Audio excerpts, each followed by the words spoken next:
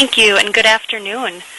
Today, the Rural Health Research Gateway will be hosting a webinar entitled Change in Profitability and Financial Distress of CAHs for Loss of Cost-Based Reimbursement. This webinar was hosted in September and presented by both Dr. Mark Holmes and Dr. George Pink. I want to say thank you to Mark for agreeing to share this presentation with us again today. The Rural Health Research Gateway is a website that provides free access to publications and projects that are funded through the Federal Office of Rural Health Policy. It's part of the Rural Health Research Centers and Analysis Initiatives Grant Program. You can find the Gateway website at www.ruralhealthresearch.org. You can also join Gateway Alerts to receive periodic email updates when new publications become available. This also includes the archive of today's webinar. Thank you for joining us today, and now I would like to introduce our presenter. Dr. Mark Holmes, Ph.D., is an Associate Professor and Associate Chair for Research in the Department of Health Policy and Management in the University of North Carolina, Gillings School of Global Public Health. He's also the Director of the North Carolina Rural Health Research and Policy Analysis Center, a Senior Research Fellow and the Co-Director of the Program on Healthcare Economics and Finance at the Cecil G. Shep Center for Health Services Research. Welcome, Mark, and I'm going to turn the line over to you. Thank you, everyone, for participating today on Halloween. And some of these numbers may be a little bit scary, but I think it's still important for us to go through them and talk about some of the things that we've been doing at UNC and with the Flex Monitoring team. So a brief overview of today, sort of what I want to spend the next hour talking about is motivating a little bit of the policy context, talking about where we are today, talking about the status quo in terms of profitability by hospital type and looking at the variation across the country in that. Then getting into the real meat, the effects of eliminating cost-based reimbursement, looking at, again, overall across all critical access hospitals, looking at regional differences, focusing also on the effect on beneficiaries, which I think is an important consideration, talking a little bit about closures and related studies to wrap up, and then the Q&A. So first, let's talk about the policy context. So there have been multiple proposals, some formal, some informal, to cut Medicare reimbursement to critical access hospitals. The President's budget, Congressional Budget Office, the Office of Inspector General, and even MedPAC have proposed different approaches, sometimes trimming CAH payments by 1 percentage point, maybe eliminating CAH designation that are less than 10 miles from the nearest hospital, eliminating the program altogether, removing the necessary provider, permanent exemption, which would, that was the Office of Inspector General that really floated that idea. So there have been a lot of various proposals looking at changes to how the critical access hospital program is implemented. So based on that, we wanted to take a step back and first look at the profitability of rural hospitals in general. And you'll see that for every one of these studies that we're talking about, we include the long citation there that is a direct link. They're all also linked from Gateway's website, and at the very end there's a shorter web link that will get you to our main page where you can access these if you're interested in getting some more detail. So this chart shows the total margin distribution by hospital type in 2012, and we've broken up the acute hospitals into 6 different categories: rural PPS, which is the far left, critical access hospitals, Medicare-dependent hospitals, sole community hospitals, rural referral centers, and urban prospective payment hospitals.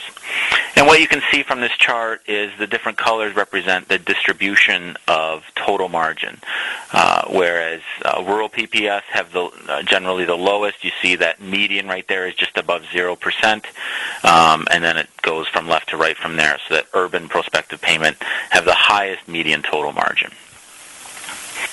If we look at these trends over time, we can see that this generally supports or is consistent with the data we saw on the previous slide. Again, rural PPS having the lowest margins, urban PPS having the highest ones. But we see a general upward trend from 2010 to 2012 in most categories. One exception might be rural referral centers, but for most of these categories, we see profitability increasing from 2010 through 2011 to 2012. And that's consistent with a recovery from the recession.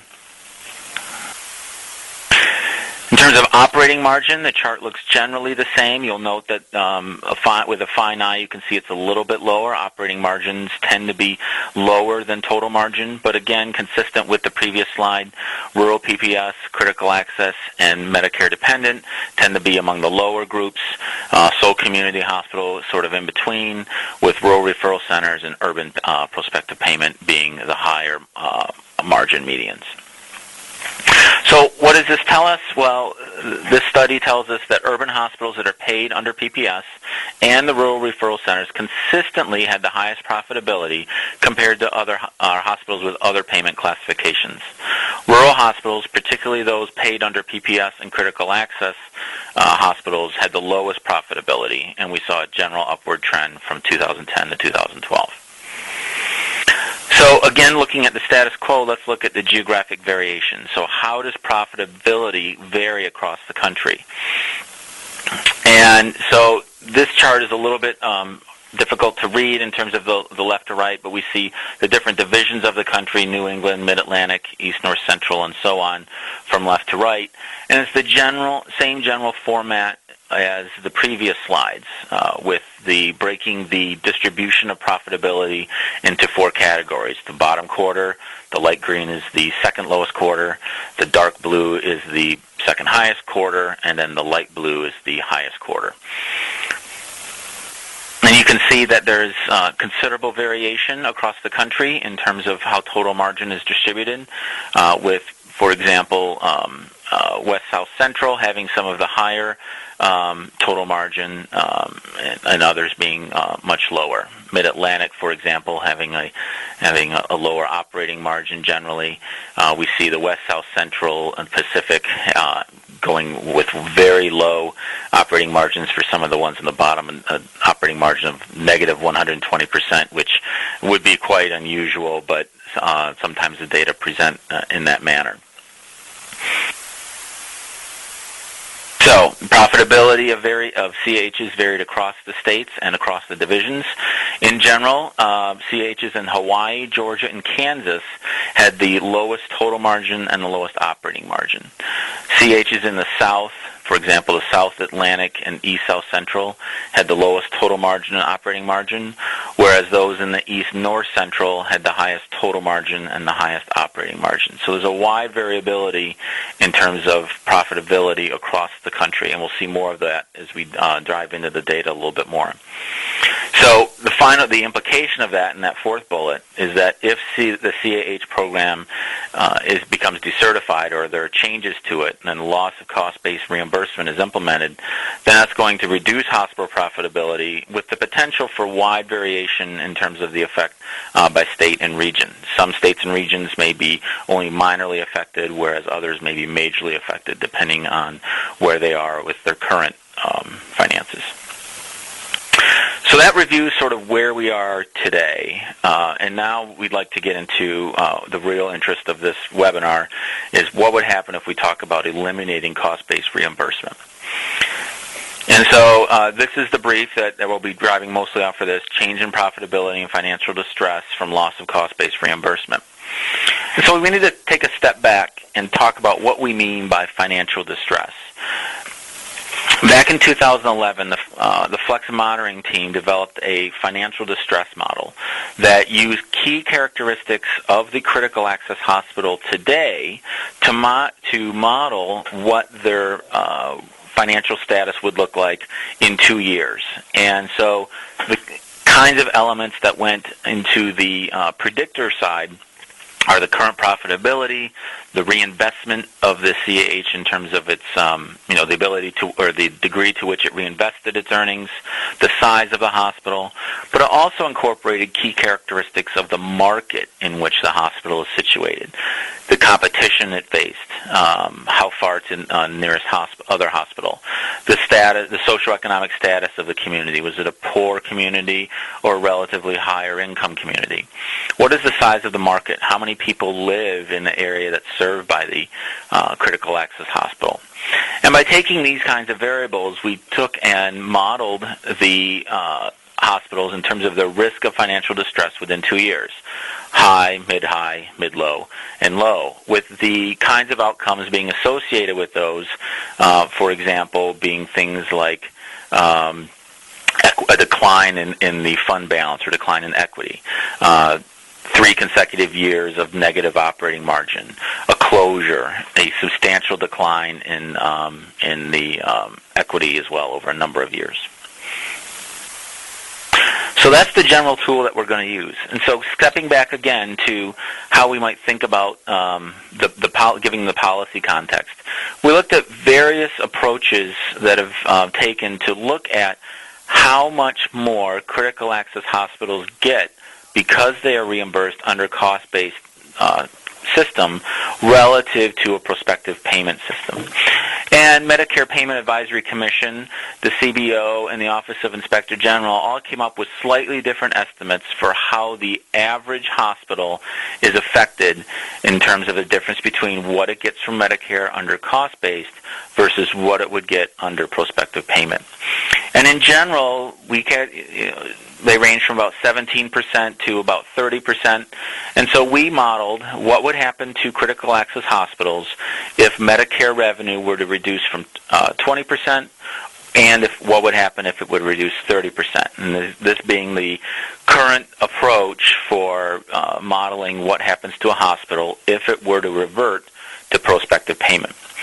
Now, this approach takes some fundamental assumptions, and one of them, and the key one, is that everything else about the hospital remains the same, that they're doing the same number of visits, the same number of outpatient procedures and visits and inpatient stays in the emergency department from Medicare. Everything else remains the same. All it is a change in how it's reimbursed. And that's a pretty notable assumption because we know that hospitals would likely respond to a change in payment like this. But it's a useful starting point to start thinking about what would happen. So I just want to point out that this 20 to 30% that we came up with based on what others have estimated, some people have whispered to us in different conferences that it may actually be larger than this. And I'd be really interested, both George and I would welcome any feedback. We've had a couple CEOs and CFOs say we ran the model and it would have been a 22% change, or it would have been an 18% change last year. And those kinds of data points would be really helpful to us. And so if you have the ability and are so inclined, we would love that kind of feedback to help us understand whether this 20 to 30% is reasonable or may actually be bigger than this. We haven't had many people say that they think the effect would be smaller than this. So this chart is, I need to walk you through and sort of explain what's going on here, but this is a box plot. And so the green box and whiskers represents the distribution of operating margin for 2011, so it's a couple years ago. The distribution of operating margin based on the distance to nearest hospital. So this far left group is less than 10, so we see the status quo under current cost-based conditions. This middle horizontal line in the middle of the box represents the median. The top of the box and the lower of the box represent the 75th and 25th percentile. So we see just over half of hospitals that are less than 10 miles from the next nearest acute facility have an operating margin that's positive. About if we call the top of that box maybe about 5-6%, we'd say 25% of these hospitals have an operating margin above that 6% operating margin range, whereas 25% are below the bottom part of that box, so maybe negative 4%, somewhere in that range.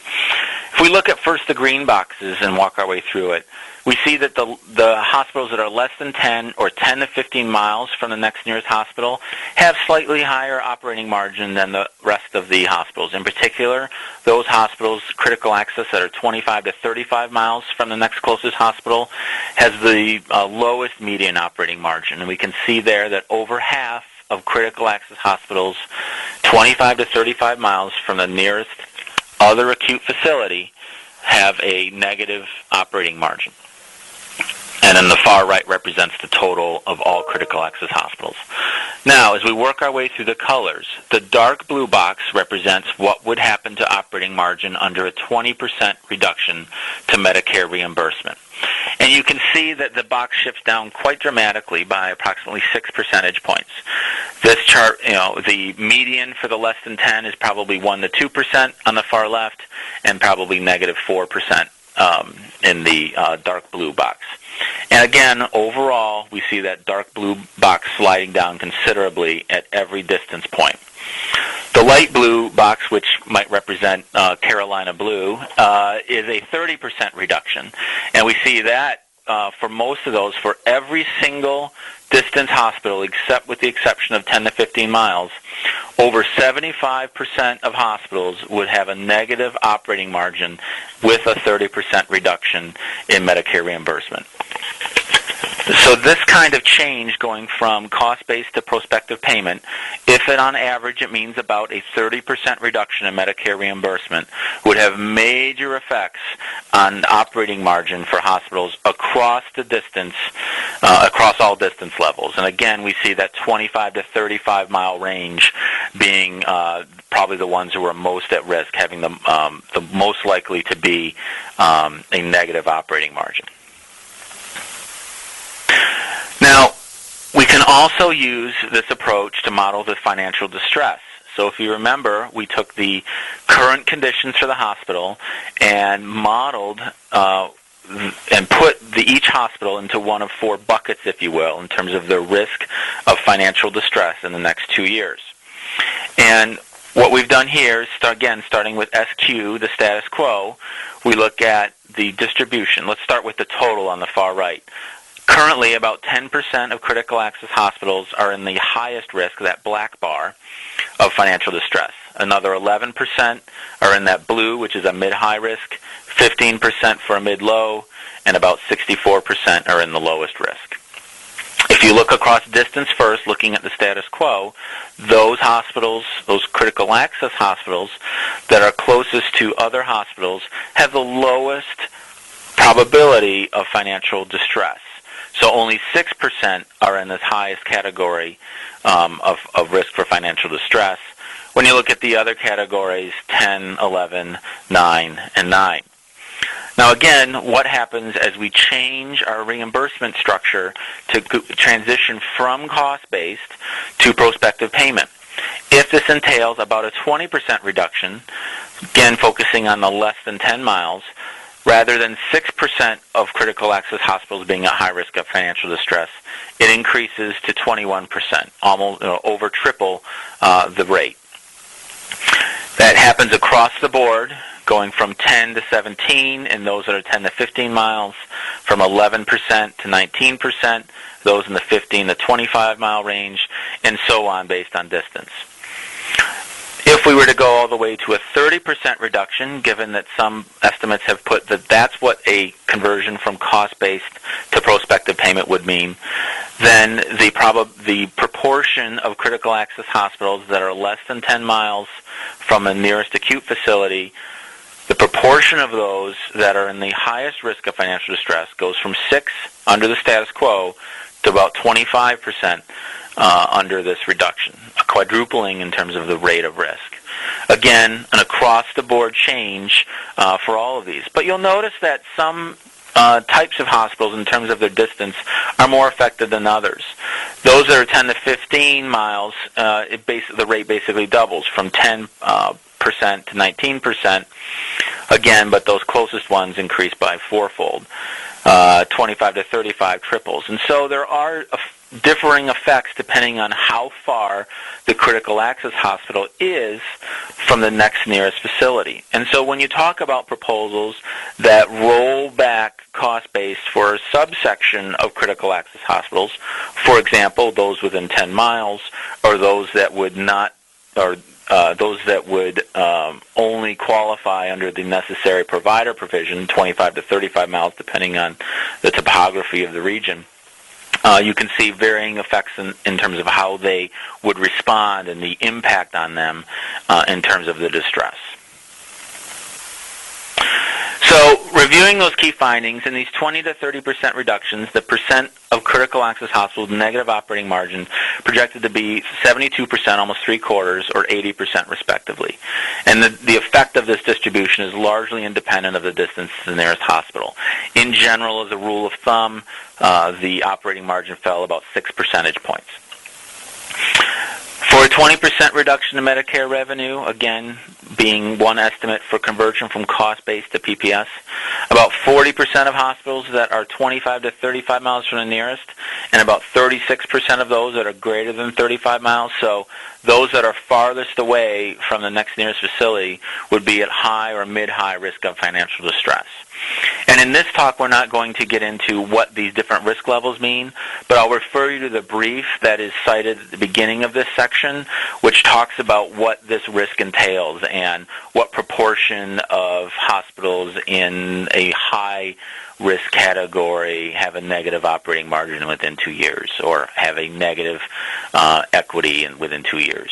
And that's a good source to understand what do these different risk levels really mean in terms of practical effects. From a 30% reduction in Medicare revenue, nearly half of hospitals that, again, are over 25 miles from the nearest acute facility would be at high or mid-high risk of financial distress. So these would have major effects, particularly among those that are more distant from the next nearest facility in terms of their risk of financial distress. Now, just like we did with the status quo, we wanted to look at how these types of changes would have effects regionally, recognizing that if you've seen one critical access hospital, you've seen one critical access hospital, but there's a wide variation in what these facilities look like across the country, depending on their structure, state policies such as how Medicare reimburses or how the commercial payers reimburse in that particular setting, the uninsured rate, lots of other drivers, as we saw earlier in terms of the status quo. So here we're going to look at the same exercise, but looking at it by geographic location. So here in very small type is the 9 divisions of the country: East, North, Central, East, South, Central, Middle Atlantic, Mountain, New England, Pacific. And I'm going to deviate a little bit from the order here, just so that we can get ourselves a little oriented. We should have had this slide earlier, but just so that you understand what we're talking about when we talk about these divisions, I'll leave this up for a little bit. I think of the North Centrals as sort of Big Ten country, maybe the West South Central and East South Central being SEC. We have some big games this weekend, and so I'm thinking football-centric in the way that I'm thinking about how the country is divided up. But this might be helpful to you so that you understand what I'm talking about when I'm talking about these different census divisions. So let's go back to that chart we just left. Now, how does the financial distress vary across the country? And if you look at some of these regions, the financial distress is very low under status quo. New England, 5% of hospitals. East, North, Central being that sort of Minnesota to Kansas kind of Dakotas region. 2% of hospitals are in a high risk of financial distress. So in some regions of the country, critical access hospitals in general are at very low risk of having some type of financial distress occurring within the next 2 years. Contrast that with other parts of the country, such as the South Atlantic, where currently, under current conditions, 1/4 of critical access hospitals are at high risk of financial distress within the next 2 years. In the West South Central, 21%. In the Middle Atlantic, 16%. So, and in the Pacific, 18%. So a wide variety with distributions ranging from currently from 2% in high risk in the East North Central to 23%, I guess, in the South Atlantic. Now, what happens again as we march out through the different models and say, let's reduce Medicare reimbursement by 20% or by 30%? Let's start with New England. You can see that New England, as the reimbursement gets cut, there's very little, in fact, no change in terms of the proportion that are at high risk of financial distress. You see some turning into mid-high, and the mid-low increases from 5% to 15%. But overall, if we're focusing on the black bars, these are the critical access hospitals at the highest risk of financial distress. It still remains, that proportion is largely independent of the Medicare reimbursement level. If we move to the east, north, central, again, this Minnesota to Kansas kind of area, going from 2% to 10%. A market increase, an increase by 8 percentage points in terms of the number of critical access hospitals that would be at high risk. Then as we start looking at some other divisions, we see much larger effects. For example, the east, south, central, going from 11% at high risk to 42%. The South Atlantic going from 23% to 46%. West South Central 21% to 47%. So again, we're seeing in some divisions with a 30% reduction, nearly half of critical access hospitals would be at high risk of financial distress within the next 2 years.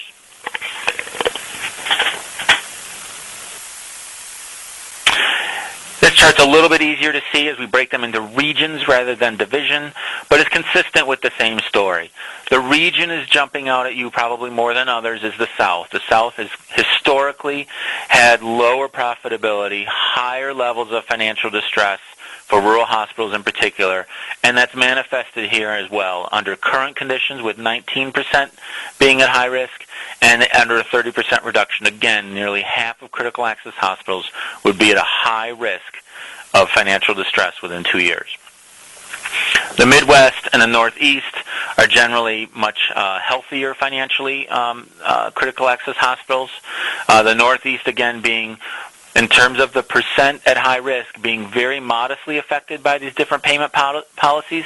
Again, we're seeing the number that are with low risk going from 81 to 50, so it is making a difference, but those ones that we're really concerned about in that black bar region, that number does not really change that much in the Northeast, and to a lesser extent in the Midwest, and somewhat even in the West. It's really the South where we're seeing a really marked a change. And I do want to point out that we're talking about averages and trends, and that's an amalgamation of individual hospitals, which is what people really depend on. But we're trying to look at overall pictures here and how the trends set up nationally.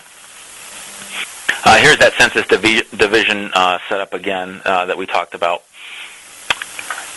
And so now we're going to represent those same data in a map context. So here we have a map of the country with the darker colors representing areas of the country with a higher proportion at high risk of financial distress. So if you look way over here on the far right, there are 4 census divisions that have 2 to 9% of critical access hospitals in the highest risk of financial distress, and 0 divisions have 30% of critical access hospitals in that highest risk category. Now, what happens if we go from no reduction in Medicare reimbursement to a 20% reduction? Now we've seen all 3 divisions in the South move into that range where over 30% of their critical access hospitals are in the highest risk, and we're starting to see the colors starting to darken across the country. I'm going to click back here so you can really appreciate that difference from the status quo to here's what happens with a 20% reduction. Again, the Midwest and the North, or the East, North, Central, and New England are in that same color in both of these scenarios. But as we march on, you see that even the East, North, Central moves into that next highest bucket. New England remains in that 2 to 9%. So here's what the country looks like in terms of the percent of critical access hospitals at high risk under a 30% reduction. Much more darker colors, particularly among around the South, from Texas up to Delaware, in the mountains and the far west and the Pacific, where that second lowest or second highest color. Again, I'm going to click back so that we can see this this animation, if you will, as we move from status quo to a 20% reduction to a 30% reduction. We can do the same thing looking at not just percent in high risk, but high and mid-high risk, which is also a level that we are concerned about, those in the mid-high risk. And we do the same type of exercise. Again, here the darkest colors represent those divisions with the highest proportion of critical access hospitals at high or mid-high risk. And as we march through from status quo, that is current conditions, to a 20% reduction to a 30% reduction. And in this case, all parts of the country are affected, moving in terms of the proportion of the critical access hospitals in that country that become in that higher risk of financial distress. Again, just doing that one more time, we really like these maps, and so I'm going to leverage them, going from the status quo to the 20% to the 30% as you sort of roll it across the country. Okay, so in terms of the key findings of that exercise, again, the CAHs in the South in particular see the sharpest increase in risk. If the 30% reduction were what it really would mean to convert from cost-based to PPS, nearly half of critical access hospitals in the South would be in this highest risk of distress, and all 3 divisions in the South would have a substantial number of critical access hospitals facing acute financial pressure. New England and the East North Central, which are starting off from a much better and stronger financial position, would see little change in the risk of financial distress. Again, overall trends on average. What would it mean to increase in financial distress? Well, there would be an increase in the number of critical access hospitals experiencing insolvency, and so this is when an organization can no longer meet its financial obligations, and the lenders, can't make the payments on the debt. That can lead to reorganization bankruptcy or Chapter 13, which, if they can't make that work, moves to liquidation bankruptcy or Chapter 7. You can tell that this is a slide that George wrote, come from a finance background. To me, as an economist, I think of this as being more likely to close, as a liquidation bankruptcy Chapter 7 would generally be a closure. From an organizational implication, that can mean a lot of different things as we're seeing this increase in financial distress. This can be a merger with another hospital. This can be being acquired by a hospital or a system or a holding company, as we've seen happen in some critical access hospitals across the country.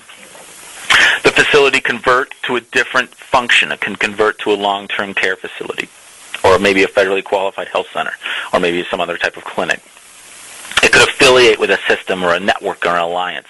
It could lease its hospital to another hospital, or maybe sign a management contract. Or ultimately, it could lead to closure.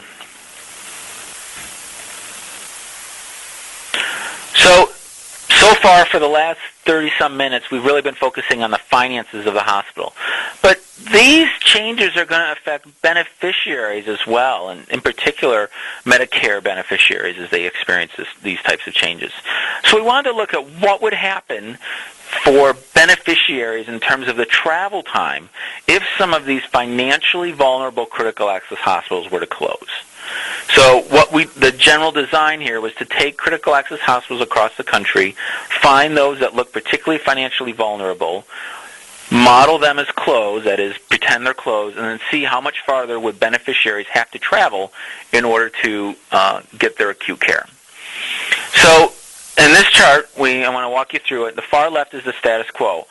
So I should back up and just, so we started off and we identified 93 hospitals that met our standard for being financially vulnerable. This was based on a combination of their current profitability, their trends over time, their size, some of the things that we know are associated with with their financial strength. And we identified them, as I mentioned, 93 of these critical access hospitals.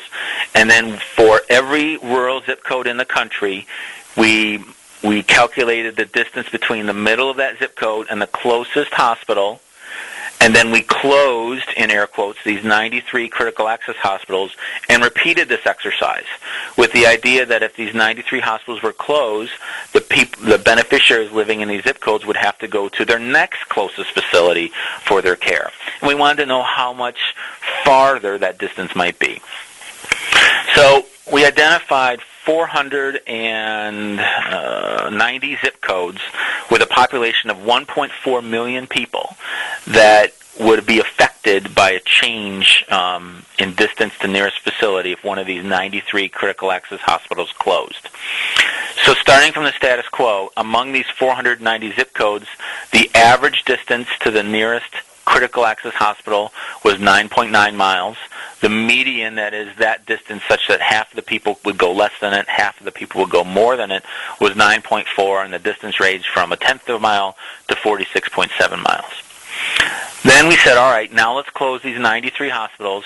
Now how far is the average distance? And it was 17.8 was the average distance that would have to be traveled. The median was 16.6, and then the range went from 2.1 miles to 52 miles. And so the change, what is the impact on beneficiaries? And the average resident who lived in this area that would be affected by a closure of the critical access hospital, the average resident would have to travel nearly 7.9, nearly 8 miles farther, 6.6 miles in terms of a median, and the range was 0. Some people really saw no change if they had two hospitals in the same zip code, for example, or to 38.4 miles in terms of a distance. Now, every time I look at this table, I look at this and I say 7.9 miles being the average. And that I think we haven't come up with a good way to really explain what that 8 miles really means. It doesn't sound like much, but as everyone knows, when you're talking about a really traumatic event or in the golden hour after some kind of emergent condition, that 7.9 miles can be a major effect on outcomes for the resident. And plus, 7.9 miles doesn't mean 7.9 minutes based on travel time, and through the mountains or through weather. And so we have to come up with a better way of explaining the 7.9 miles and really making it meaningful so that we all understand what this distance really means. In terms of what the next nearest hospital would be, so again, taking these 490 zip codes and looking at, all right, so if one of these 93 critical access hospitals close, what would be their next nearest facility? 40% of them would still be another critical access hospital. 20% would be a rural prospective payment. 15% a rural referral center, and you can see the rest of them there. Only 10% would be an urban PPS. And so sometimes people will say, well, if it closes, then that means maybe they'll go to an urban facility or something different. For the most part, they're going to another critical access hospital should one of these 93 close. 2/5 of the zip codes are their second closest hospital is a critical access hospital as well. Where is the next closest hospital? The new nearest hospital if the closest one closes. 20%, 19% of them are in the same county. 70% will be in a different county or the same state. And the green bar here represents those that will be in a different state. That 11% may be important if we have different licensure rules or different Medicaid programs. If I'm a commercial insured and it's out of network once I cross the state border. But you can see that there, in terms of the geography, there's a wide variety. 20% of them would just be a different hospital in the same county. Nearly 3/4 would remain in the same state, but just go to a different county in the state. What are the findings and implications here? Well, residents would have to travel an average of nearly 8 miles farther. 40% of them would see a driving distance increase of less than 5 miles, but 31% of zip code areas, that's that third bullet, the increased driving distance would be 10 miles or more. The new nearest hospital would not be a CAH for the majority of affected zip codes, and the new nearest hospitals would be 70% of them would be in a different county, but in the same state, and another 11% would be in a different state. So the implications here, eliminating the CAH payment classification could have considerable adverse financial consequences on the hospital. So this is sort of an overall refresh of everything that we've been talking about for the last 40 minutes. Moving from a cost-based structure to a prospective payment with a 20 to 30% reduction in Medicare revenue would lead to about 36 to 45% in the high or mid-high risk of financial distress, which would challenge their ability to remain financially viable in the long run. There would be major distributional changes. These effects would not be the same across the country. Regionally, there would be differential effects, with the South seeing probably much larger effects than other parts of the country. Hospitals that are closer to other facilities would see different kinds of changes than hospitals that are farther from other facilities. And so understanding that what's happening for the average could be a very different picture if we start looking at different categories or different slices of the country in terms of those hospitals. Such a substantial reduction of financial support could lead to a renewal of the high closure rates of the 80s and 90s with concomitant deleterious effects.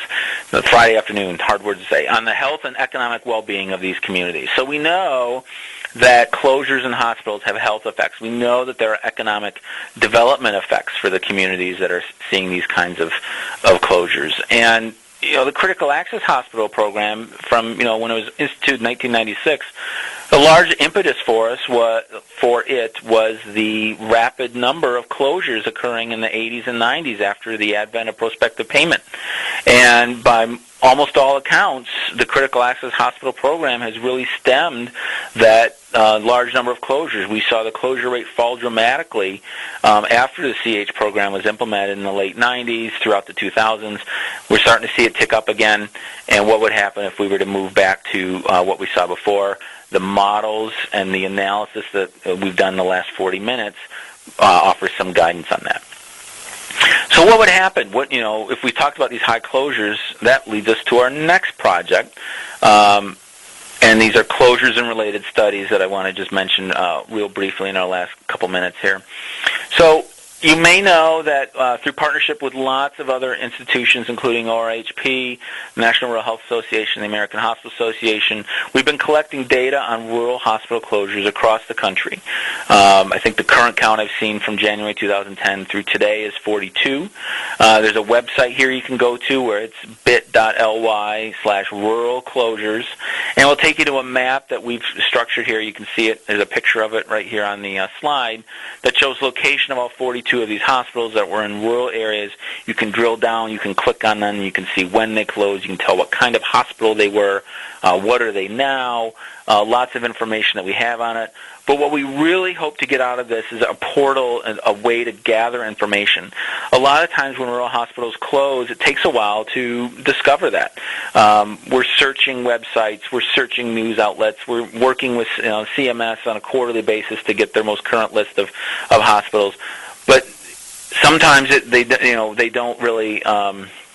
We don't hear about them through those avenues, and so we're hoping to spread the word about this both as a resource, but also as a way to collect and gather information from the public. If you know of one that's happening in your community or in your state, you can. There's a feature there where you can click to send us an email and say, "Hey, Elm Valley is closing next week, and it just made the paper, and here's a link to it," or something like that. So we would love to get that kind of feedback on that. And again, if you're interested in this, there's lots of data on how these hospitals are closing and the trends, and a lot more information on them on that website that's listed there. Finally, I just want to mention a couple other products that may be of interest to people on this webinar. This map shows enrollment in the federally facilitated marketplace. You may know that recently the Assistant Secretary for Planning and Evaluation released zip code level data on the number of people who have selected a plan in the federal marketplaces. We've modeled the number of eligible in each community and calculated this heat map here showing in what parts of the country are more people or a greater percentage of those eligible selecting a plan. And if you look at this chart, the map, hopefully what thing that jumps out at you is how the urban colors tend to be hotter than the rural colors, and that is that enrollment tends to be higher in the metropolitan areas than it does in the non-metro and rural areas. And we're undergoing work now to understand why that is. Does that have something to do with the availability of federally qualified health centers, which we're tasked with recruiting people? Does it have something to do with the location of hospitals? Does it have something to do with the populations in these areas? Does it have something to do with other factors? And so there's some discussion of that on that brief. We have a brief on mergers and acquisitions among critical access hospitals in particular. What predicts what kinds of hospitals merge and acquire, what happens to them after they merge or become acquired. We have another brief that looks at Medicaid expansion. Given that the states could make decisions about Medicaid expansion, what does that mean in terms of the rural-urban disparity in terms of coverage? What kinds of states are choosing to expand? What kinds of states are choosing not to expand? And are rural populations overrepresented or underrepresented in those kinds of places? For those of you who know about the Critical Access Hospital Financial Indicator Report. Those letters dropped a couple weeks ago. Hopefully, if you've been expecting it, you've gotten it. If you were expecting it and you didn't get it, it probably got thrown out in your mailroom somewhere. If you go to the Flex Monitoring website, you can find ways how to email us and come back up on that to get that report. Later this year, we'll be rolling out a pilot program on the repeating that analysis for quality and then also community benefit and market variables as well for these critical access hospital reports. So look for those as we build them throughout the rest of this year, this fiscal year. And coming soon, we have a chart book on the 21st century rural hospital. Rural hospitals vary dramatically in terms of their size, and we've noticed that there's a lot of misconceptions out there about what they look like, what they do, and so we put together a chart book that talks about what the typical 21st century rural hospital does. Of course, there's no such thing as a typical one, but we provide typical hospitals as examples of the kinds of things that rural hospitals are doing. So here's a whole bunch of information in terms of ways to contact us. Again, our website's up there, the email address. We are on Twitter, and we would love followers on that. We have a wide variety of team members here, and you can contact any one of us. All of the contact information is available on the website that's listed there. And again, email and Twitter are also great ways to get a hold of us. And I believe that's it. And so I think Shonda can take back over now. I do want to thank Mark for presenting today and thank all of you for joining us. I do want to remind you that if you would like to have an archive of this presentation, it will be housed on our Rural Health Research Gateway website. And we would encourage you to sign up for our research alerts. When the webinar is archived on our website, it will be sent out through our alert service.